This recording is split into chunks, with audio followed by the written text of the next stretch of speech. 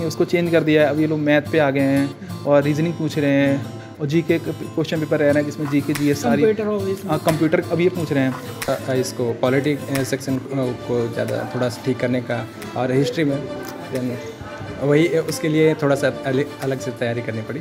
आपको हर प्रकार की हर टाइप की फैसिलिटीज़ BHU में मिलती है। हेल्थ सेंटर है, लाइब्रेरी है, स्विमिंग पूल है। और मैथ का बहुत छोटा सा पोर्शन आ रहा है, partnership, 5 point system, time and work. तो आप ये किरण की बुक है उससे कर सकते हैं। दोनों को एनालाइज करना चाहिए कि क्या पूछ रहे हैं। अगर जब ध्यान से 2 से 3 बार क्वेश्चन अगर नहीं पढ़ेंगे तब तक वो क्वेश्चन नहीं हो पाएगा। और एक ही तरीका उन क्वेश्चन करने का प्रैक्टिस करिए। अपन ज़्यादा से ज़्यादा प्रैक्टिस करेंगे तो वो क्वेश्चन आराम से हो जाएंगे। Hello, this is Emil Khalko, and obviously we are a LLB student, and we have now all my juniors, and we will talk about them, about their journey, how they had spent their half this journey, and they are right now in obviously first semester. So I will ask them question about their journey of entrance examination, and also how they're spending their life in hostel life and also faculty. So let's meet them. Just they are starting with the intro. Hello. So what's your name? My name is Ram Mohan Singh, and currently I'm pursuing my LLB degree first semester. And where you belongs to? From Ayodhya. Ayodhya. And you? My name is Prince Sharma and I am from Pilibhit. Now I am here for reading LLB degree. Pilibhit in Madhya Pradesh, right? No, Pilibhit in UP. Or UP only? Yes. That's my bad. I am Abhishek Gangwar. I am from Bareilly और LLB first sem. Yeah. Hello guys, myself Rakesh Tiwari and I am from Kanpur.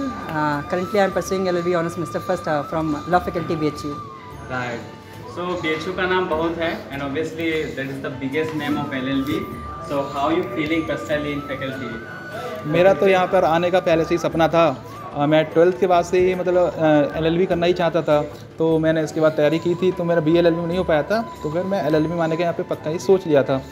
तो मैं तैयारी किया था, उसके साथ साथ फिर मालवीय जी की बगिया में आने का मुझे यहाँ सौभाग्य मिला, मेरा एडमिशन हो गया। और उससे भी ज़्यादा सौभाग्य की बात यह है कि मुझे यहाँ हॉस्टल भी मिल गया भगवान दास, और यहाँ का बिल्कुल ही वातावरण बिल्कुल अलग है।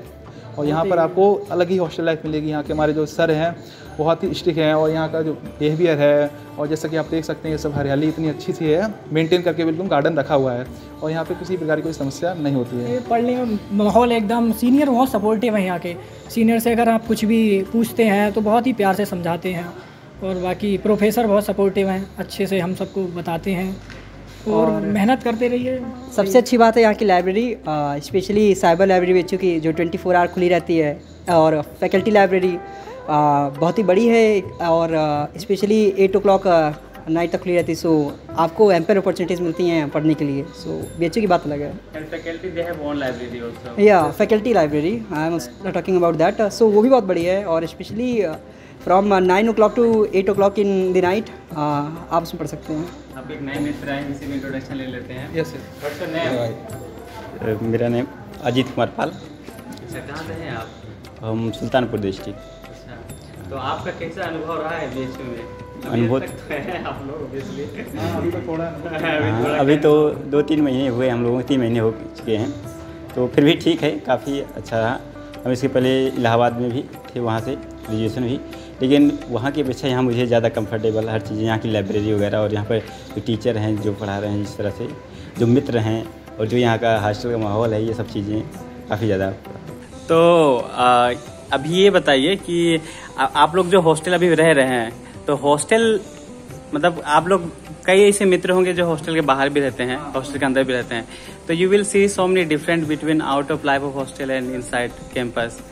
तो this is the biggest opportunity getting in hostel. हाँ, हॉस्टल में रहने से बहुत सी अपॉर्चुनिटी मिलती हैं, जैसे कि हम अपने यहाँ बिहेवियर ठीक कर सकते हैं, कंडक्ट। बाहर क्या रहता है कि हम लोग रहते हैं तो इतना लोगों से मिलना नहीं रहता है। यहाँ पे सारे लोग हमारी फैकल्टी के ही होते हैं, और हम उनसे अपना जो फैकल्टी का रिव्यू है, जो हम पढ़ रहे हैं, हमको कोई कहीं दिक्कत आती है तो हमारे जितने भी यहाँ पे सीनियर्स लोग हैं बहुत ही सपोर्टिव हैं, सीनियर से इंटरेक्शन हो जाता है। और यहाँ पे हमारे हॉस्टल्स हैं, वाईफाई भी लगा हुआ है। सबसे अच्छी चीज़ यहाँ पर वातावरण, यहाँ का देखिए एनवायरनमेंट, आप देखेंगे इतना अच्छा, मतलब बेहतरीन है बिल्कुल। और हम लोग तो जिस लाइन में जा रहे हैं वहाँ नेटवर्क की ज़रूरत है, वकील बनने जा रहे हैं, तो यहाँ नेटवर्क बनता रहता है, ये है थोड़ा ऑब्वियसली। तो अभी जैसे कि आप you are the first batch I think CUET, because after before that there have NTA।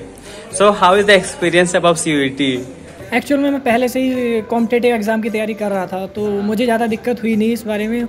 और मैथ्स, रीजनिंग ये सब आता है, तो इजी होता है। कुछ ज़्यादा एक्स्ट्रा पढ़ने की ज़रूरत नहीं है। आप अगर पहले से थोड़ा बहुत पढ़ रहे हैं तो आराम से हो जाता है। एकदम NTA के बाद आने से यहाँ का एकदम से माहौल चेंज सा हो गया है। जैसे पहले अब BHU अपना एंट्रेंस एग्ज़ाम कराता था तो उसमें ये लीगल चीज़ें पूछते थे, लेकिन उसको चेंज कर दिया है। अब ये लोग मैथ पे आ गए हैं और रीजनिंग पूछ रहे हैं और GK क्वेश्चन पेपर रह रहे हैं जिसमें GK GS सारी कंप्यूटर अब ये पूछ रहे हैं। तो यहाँ आने के लिए आपको मेन इन्हीं पे देखना चाहिए और लीगल तो छोड़ देना चाहिए। पहले जब NTA से पहले ये रहता था यहाँ पर। मैंने पहले BSc किया है इससे पहले, तो मुझे एक इसमें एज ये मिल गया कि रीजनिंग हो चाहे मैथमेटिक्स हो उसमें ज़्यादा प्रॉब्लम हुई नहीं। उसके बाद फिर बचा हुआ था थोड़ा सा इसको पॉलिटिक सेक्शन को ज़्यादा थोड़ा ठीक करने का, और हिस्ट्री में देन वही उसके लिए थोड़ा सा अलग से तैयारी करनी पड़ी। BHU में आने का एक्सपीरियंस ही अलग है। सबसे पहले तो BHU की लार्जेस्ट रेजिडेंशियल यूनिवर्सिटी है ऑफ एशिया है। सो इतने वेरीड जगह से लोग आते हैं, लोकेशन से। सो इंटरेक्शन आपका होता है कल्चरली और क्वाइट इंटरेस्टिंग रहता है, एजुकेशनली भी। सो वेरीड जब पर्सन से आप मिलेंगे बैकग्राउंड से, सो उसका एक्सपीरियंस ही अलग होता है।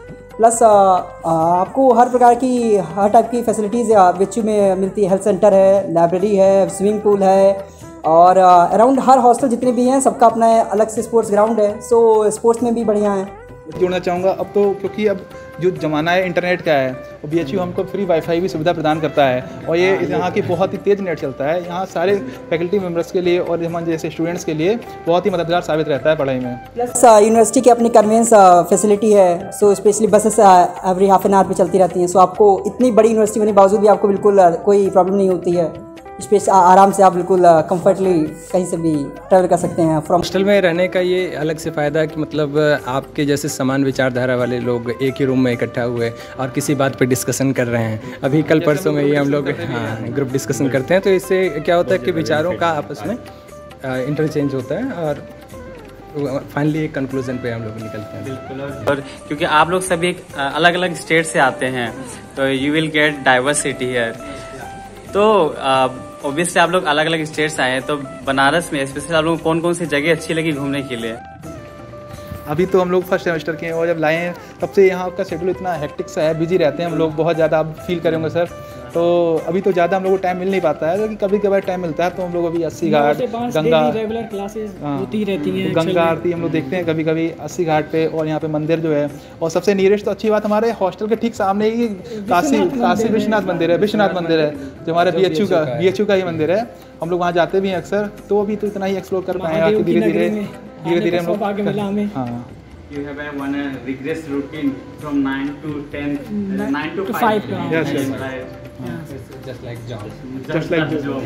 You feel like वापस स्कूल में आ गए। हाँ, रेगुलर क्लासेस, रेगुलर लॉ भी हमारे पे डेडिकेटेड रहते हैं। लॉ फैकल्टी का मतलब है hard work and hard work. So hard work करना पड़ेगा आपको। ये उनके लिए कह सकते हैं कि जो कह देते हैं कि कुछ नहीं किया तो लो कर दिया, नहीं होता है। यहाँ हार्ड वर्क बहुत स्कोप है, हार्ड वर्क बहुत करना पड़ेगा आपको, तभी आप कुछ कर सकते हैं। उसके बाद भी हम लोग समय निकाल लेते हैं खेलने का। हाँ मिलता है। हम लोग जैसे कि रोज बैडमिंटन खेलते हैं, हम लोग ग्रुप बना रखे हैं। बैडमिंटन के पीछे प्लेग्राउंड है, तो वहाँ पर बैडमिंटन की सुविधा है, वॉलीबॉल की सुविधा है, ऐसा है। चलिए उसके साथ अब कुछ आने वाले अपने टीम बनाकर हम लोग खेलते भी हैं। अब कुछ आने वाले हमें जो जूनियर्स हैं उनके लिए कुछ संदेश देना चाहते हैं कि जो आ रहे हैं वो उनको जो सिलेबस दिया है अब NTA ने जारी कर दिया है वेबसाइट पे अपने। हाँ, और जो वेबसाइट पे अब सिलेबस जारी कर दिया है NTA ने, तो ज़्यादा अच्छा रहेगा कि इधर उधर ना देखते हुए उस सिलेबस से पर्टिकुलर ध्यान दे दें, और उस ध्यान देते हुए उसके क्वेश्चन को ज़्यादा से ज़्यादा सॉल्व करें, प्रैक्टिस करें। और ज़्यादा प्रीवियस ईयर का एक ही बस NTA ने एग्ज़ाम कराया है, तो अगर उससे क्वेश्चन देख लेंगे कैसा रह रहा है क्वेश्चन, और उस एग्ज़ाम से आराम से हो जाएगा। सो स्पेशली वही NTA का CUET वेबसाइट पे जाके आप उसका सिलेबस डाउनलोड कर लीजिए, जो करिकुलम स्पेशली प्रोवाइड किया गया है। इस टाइम शायद कोर्स का नेम CQP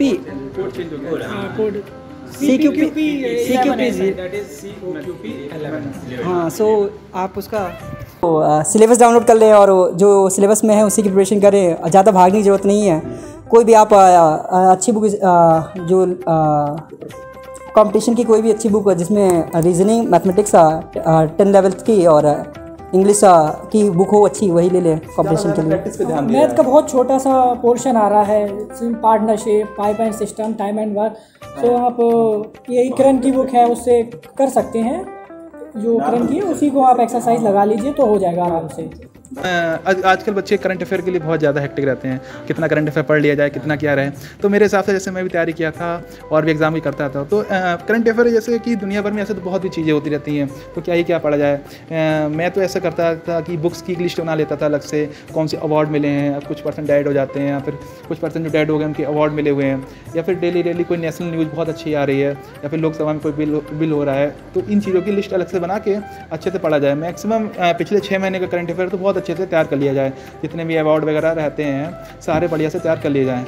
जहाँ तक मैंने समझा है पेपर को, इसमें मुख्य बात ध्यान देने की ये है कि आप रीजनिंग और मैथ को थोड़ा सा अच्छे से, और पॉलिटी इसमें थोड़ा सा मुख्य लेकर जीएस में वो काम आएगी पॉलिटी, क्योंकि जब लीगल हट गया तो जीएस में क्वेश्चन अच्छे रहते हैं। हमारे टाइम पे भी जीएस के 2-4 क्वेश्चन थोड़ा सा पूछे गए थे। करंट अफेयर्स इसमें मैंने जहाँ तक देखा है पिछले साल पेपर दिया था, तो करंट अफेयर्स थोड़ा सा कम था, और पॉलिटी और ये रीजनिंग ज़्यादा आई थी। कंप्यूटर से तो बेसिक्स थे। हाँ, लेकिन कंप्यूटर आपका जो यहाँ का स्कोर है ना, जो हॉस्टल दिलाने आपको मदद करने वाला है, तो वो आपको कंप्यूटर ही करने वाला है, क्योंकि हाँ, वो तो उसके साथ रहा है। इन्होंने बहुत अच्छा स्कोर किया था। कंप्यूटर की तैयारी कैसे करें, तो आप लोग कैसे तैयारी किए थे कंप्यूटर सब्जेक्ट के लिए? एक्चुअल में आप जो ल्यूसेंट की बुक होती है उसमें पीछे छोटा सा पोर्शन कंप्यूटर का दिया होता है, आप अगर उससे पढ़ते हैं तो ऑब्वियसली बात है आप कंप्यूटर में अच्छा करेंगे। और 1-2 यूट्यूब की क्लास ले लें, मैराथन वगैरह, तो आपका कंप्यूटर में अच्छा स्कोर हो इतना जाएगा। भी डीपली कंप्यूटर नहीं पूछा जाता, जनरल क्वेश्चन आता है, आप कर जाएंगे, होने वाला है, कोई दिक्कत नहीं होने वाली है। अच्छे से तैयारी करेंगे तो हो जाएगा। और अभी से तैयारी में लग जाइए, और 1-2-1.5 महीने बाद एग्ज़ाम होने वाला है, तो उसके लिए ज़्यादा प्रिपेयर रहना चाहिए। अब इसमें एक बात ध्यान देने की ये है कि इसमें अगर आप पार्टिसिपेट कर रहे हैं तो थोड़ा अच्छे नंबर लाइए, क्योंकि बाद में हॉस्टल लेना ज़रूरी होता है थोड़ा सा। हाँ, ये बढ़िया भी है। मैं भी थोड़ा हॉस्टल में थोड़ा सा अधिक नंबर रहेंगे तो आराम से आपको हॉस्टल मिल जाएगा, सेकंड लिस्ट की वेट ना करते हुए। कट ऑफ से अगर 25+ लेके आते हैं तो आपको हॉस्टल मिल जाता है, तो अच्छे से मेहनत करेंगे तो मिल जाएगा आराम से। तो यही है कि जैसे कि सबने बोला, Okay, I'm asking questions. So, how to prepare to get a good score? मतलब which section will focus more in the CVT? So mainly reasoning and mathematics. Reasoning में भी कुछ सिलेक्टेड टॉपिक्स है, जैसे डायरेक्शन हो गया, रैंकिंग एंड हो गया, और सिटिंग अरेंजमेंट हो गया, एक्सेट्रा एक्सेट्रा। सो कुछ 6 to 7 टॉपिक्स है रीजनिंग में, जिनके आप प्रिपरेशन कर लेंगे सो आपका रीजनिंग का स्कोर अच्छा रहेगा। एंड मैथमेटिक्स में भी वर्क एंड टाइम हो गया, एंड डिस्टेंस एंड टाइम हो गया, और जो SI and CI के, तो सिंपल जो 8 to 9 टॉपिक उसमें भी हैं। अगर आप इनका प्रिपरेशन कर लेते हैं तो आपका स्कोर जो 100 के पेपर में जो क्वेश्चन में रहेगा, सो उसमें आप अच्छा स्कोर करेंगे और चांसेस हैं। अच्छा, एक सजेशन मैं देना और चाहूँगा, जो हमारे हिंदी मीडियम से भी कुछ बहुत लोग आते हैं, तो उसमें लैंग्वेज कॉम्प्रिहेंशन वाला जो पोर्शन है, तो उसमें एक ही लैंग्वेज तैयार कर लीजिएगा, दोनों में मेहनत मत करिएगा। अगर एक में ज़्यादा मेहनत कर लेंगे तो ठीक है, जैसे इंग्लिश कॉम्प्रिहेंशन आ रही है और हिंदी कॉम्प्रिहेंशन, तो एक लैंग्वेज ले लीजिएगा, उससे क्वेश्चन रहते हैं, तो ज़्यादा मददगार होगा। अगर एक पे ही काम करेंगे, तो दोनों पे काम करेंगे तो मिक्स हो जाएगा। अगर आप इंग्लिश ले रहे हैं तो उसमें idiom and phrases, one word substitution, और जो एंटोनिम्स से सिनोनिम्स का ये पोर्शन अगर कर लेंगे आप, तो आपका जो कॉम्प्रिहेंशन के लिए आता है पैरा, उसमें भी आपका अच्छा जाएगा। सो इंग्लिश में भी आपका स्कोर अच्छा बन जाएगा ऐसे। लैंग्वेज का कैसी तैयारी किए थे? लैंग्वेज तो जर्नल से, अगर आप हिंदी की भी करना चाहते हैं तो हिंदी की एक बुक आती है, लूसेंट की बुक है, बेस्ट बुक है वो, और उसको आप आदित्य पब्लिकेशन की बुक आती हैं, वो भी वो तो एक कंपटीशन की बहुत अच्छी बुक है। और अगर इंग्लिश की प्रैक्टिस करना चाहते हैं तो इंग्लिश के लिए एक बुक है, SP बख्शी सर की बुक आती है, जिसको लोग CGL के लिए प्रेफर ज़्यादा करते हैं। अगर नहीं, उतना भी डीप नहीं जाना है, उसमें कर लेना है, आराम से हो जाएगा। और प्रैक्टिस मैं ध्यान दूँगा, प्रैक्टिस मेक परफेक्ट मैन। हाँ, यस, इसी पे काम करना चाहिए, ज़्यादा अच्छा ही रहेगा। हाँ, जैसे लैंग्वेज के लिए हिंदी का वगैरह है, तो उसके लिए जैसे इन्होंने बताया कि लूसेंट और ये आदित्य पब्लिकेशन, ये बुकें तो मतलब हो जाएंगी।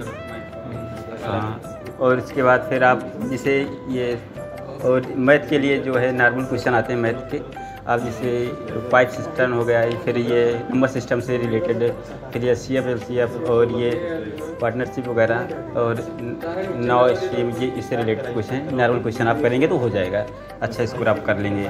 और ये मैथ का, फिर उसके लिए और रीजनिंग के लिए रीजनिंग के भी क्वेश्चन नॉर्मल आते हैं, जैसे स्टेटमेंट वगैरह का आ गया, फिर उसके बाद फिर और जो है इम्पोर्टेंट हाँ स्टेटमेंट और ये ज़्यादा एक्सप्लोर कर पाएंगे आप रीजनिंग के क्वेश्चन ज़्यादातर स्टेटमेंट वाइज क्वेश्चन बनते हैं। हाँ वही रीजनिंग निकालना पड़ता है। स्टेटमेंट वाइज क्वेश्चन सॉल्व कैसे करें सब पूछते हैं, तो क्या सॉल्यूशन है इसके लिए? मैं तो यही सोल्यूशन दूंगा, ध्यान से पहले उस स्टेटमेंट को पढ़ना चाहिए, दोनों को एनालाइज करना चाहिए कि क्या पूछ रहे हैं। अगर जब ध्यान से 2 से 3 बार क्वेश्चन अगर नहीं पढ़ेंगे तब तक वो क्वेश्चन नहीं हो पाएगा। और एक ही तरीका उन क्वेश्चन पढ़ने का, प्रैक्टिस करिए। अपन ज़्यादा से ज़्यादा प्रैक्टिस करेंगे तो वो क्वेश्चन आराम से हो जाएंगे। और मैं सजेस्ट करूँगा है आने के बाद आप अगर शुरू से ही मेहनत करते रहेंगे तो आपको ज़्यादा प्रॉब्लम नहीं होगी।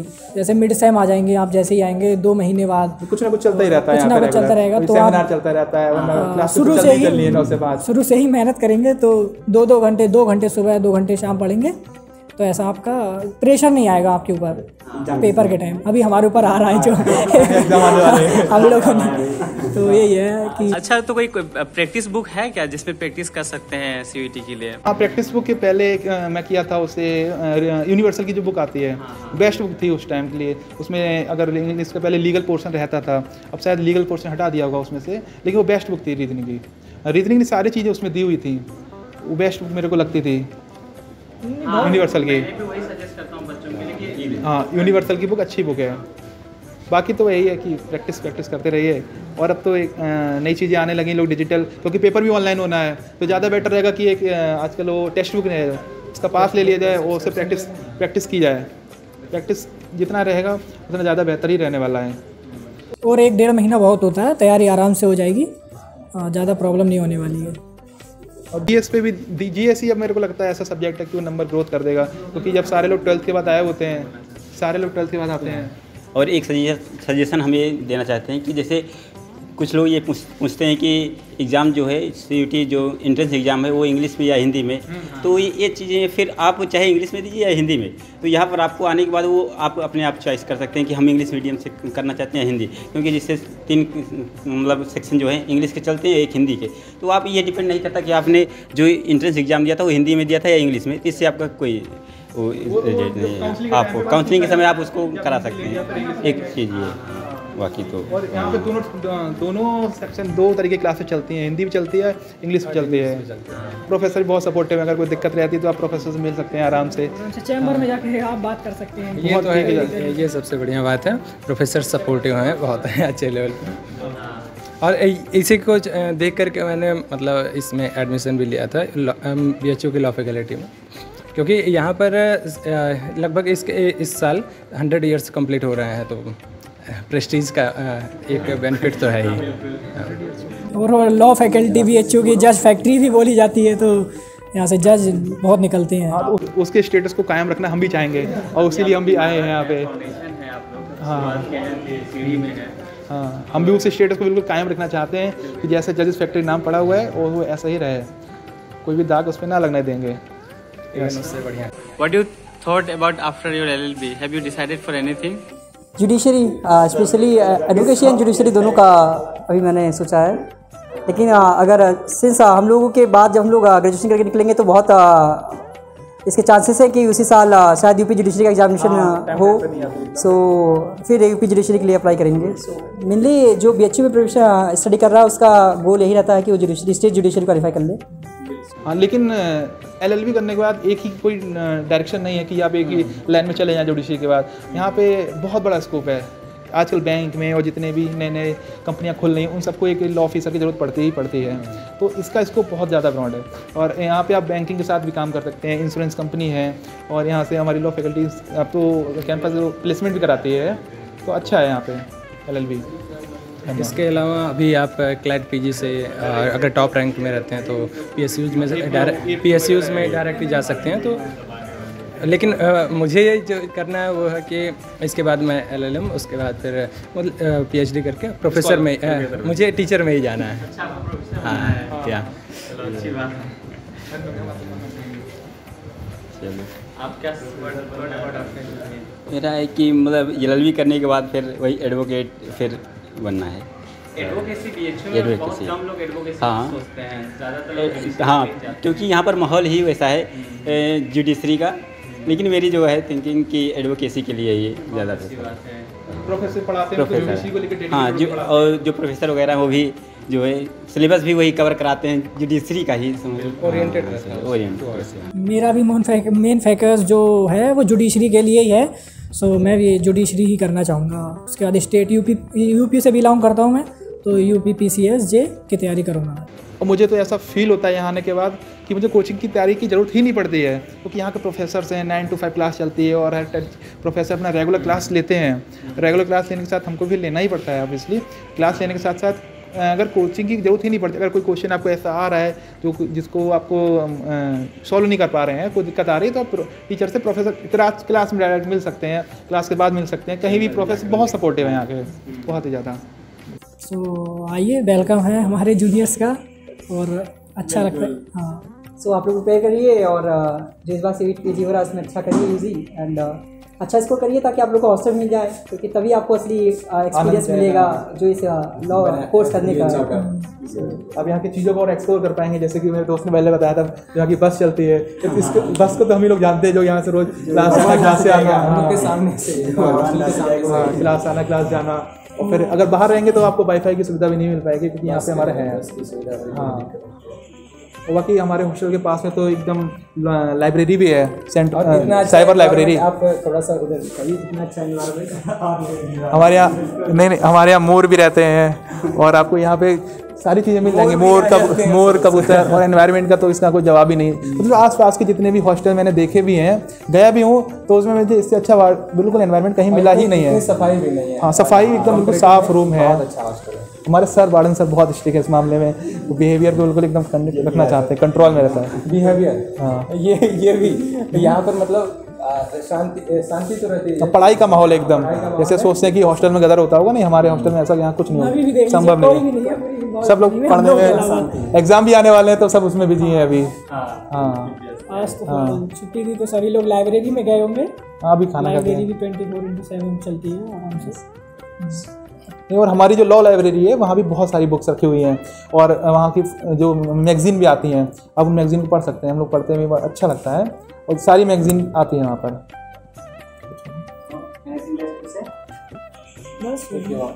मैं फिर कहना चाहूँगा कि आपका मालवीय जी की बगिया में स्वागत है। सभी लोग आइए और आके और इस चीज़ को, जो हमारी लॉ फैकल्टी का स्टेटस है जजेस फैक्ट्री, उसको और बढ़ाइए। आप कुछ मैसेज कराना चाहेंगे? पहले कह दिया है कि अच्छे से प्रिपेयर करिए और फिर इस फैकल्टी में आपका स्वागत है। एक बार जब आप यहाँ जाएंगे तो आपको लगेगा कि वो आपके जीवन का सबसे बड़ा डिसीजन और सबसे सिग्निफिकेंट डिसीजन था जो आपने लिया है। इसको फील भी कर पा रहे हैं हम लोग। और फिर उसके बाद आपका पूरा, एक बार यहाँ आने के बाद आपकी पूरी लाइफ क्लियर हो जाएगी, आपका पाथ क्या, आपको करना क्या है। जिसको जज बनना है वो तो ज़रूर यहाँ आए, क्योंकि जज फैक्ट्री है तो आना भी चाहिए। वेलकम है, आइए और अच्छे से मेहनत करिए अपनी COAT की, और धीरे धीरे हम लोग इन्फॉर्मेशन प्रोवाइड कराते ही रहेंगे। अब तो भैया के माध्यम से, भैया के साथ में मिलके आराम से, कोई प्रॉब्लम नहीं है। आप भी देंगे मैसेज? आइए, अब बहुत अच्छा लगेगा कि आप लोगों से मिलकर, जो भी अगले सेमेस्टर में आ रहा है नेक्स्ट ईयर। बिल्कुल, आप लोग आइए, आप लोगों का स्वागत है। और यहाँ पर बिल्कुल ये जज की फैक्ट्री है ही है। आप अगर जज बनना है तो फिर आप आ जाइए यहीं पर, इसके लिए और कोई ऑप्शन नहीं इससे अच्छा। एंड आपके नामों के साथ करना चाहेंगे? राकेश तिवारी। मेरा नाम अभिषेक गंगवार है। मेरा नाम प्रिंस शर्मा है। मेरा नाम राम मोहन सिंह है, LLB फर्स्ट सेमेस्टर। मेरा नाम Ajit Kumar Pal, Sultanpur. So thank you so much for your time and I hope आप लोगों की जर्नी 3 साल बहुत अच्छी से हो, अच्छे से कटे and you get so much information and succeed in your life. Thank you so much. Bye bye.